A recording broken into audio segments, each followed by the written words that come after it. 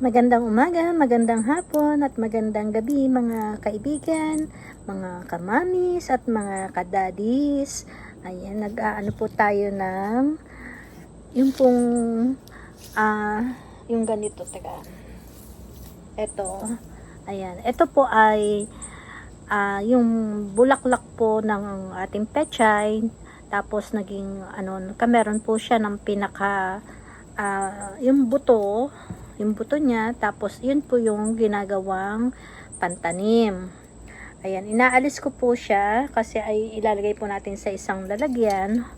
Ayan, kung nakikita nyo po, ayan, ito po yung mga buto po ng ating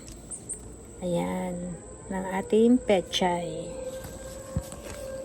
Kaya po, hindi na natin kailangan bumili pa ng ating binhi para tayo ay makapagtanim ng pechay, kasi sa tanim pa lang po natin ay pwede na tayong makakuha ng binhi. Ayan, kaya ganito po yung ginagawa ko. Yung mga natutuyo po na bulaklak ng aking tanim, ayun, doon tayo nakakakuha ng mga buto nila. Ayan, kaya hindi na tayo bibili.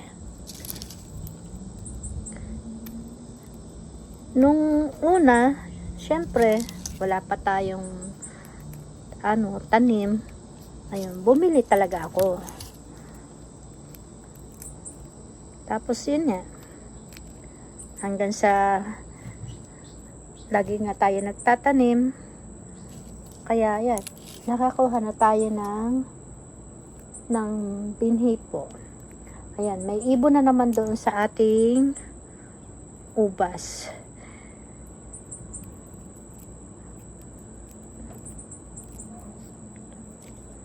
Kumukuha na naman yata ng bunga ng ubas natin yung ibon.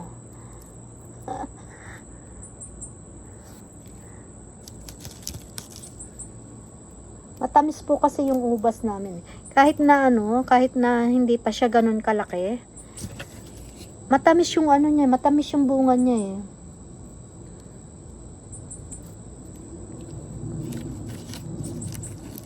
Kasi siguro nga nakakatulong yung yung dahon po, yung balat ng saging na binabad po sa tubig. Yun po kasi yung idinidilig ko eh.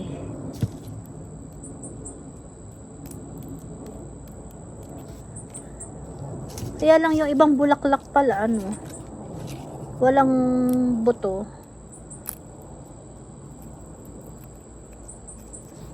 Hindi pala lahat ng bulaklak nito ay may buto.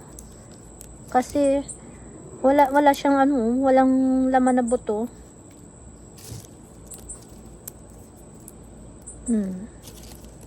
Ang dami ko na pero walang buto. Puro lang. At kaya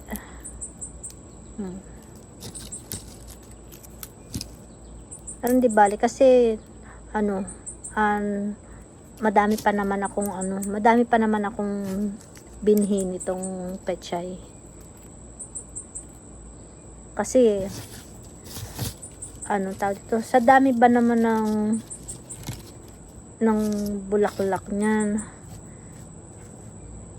ang daming kaya madami tayong nakukuhang binhi.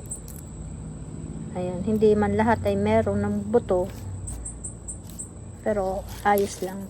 Ang dami naman tayong naipon na buto noong nagdaan. Yun na lang yung gagamitin natin.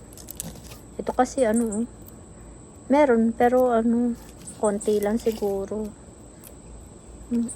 Wala nang laman. Ba't kaya?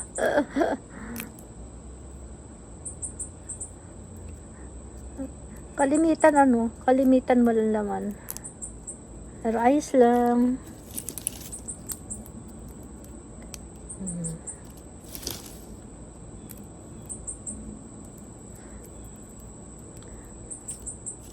Sarap tumambay dito.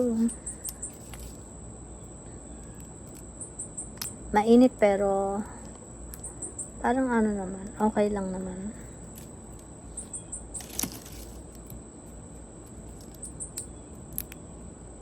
Hindi siya maalinsangan.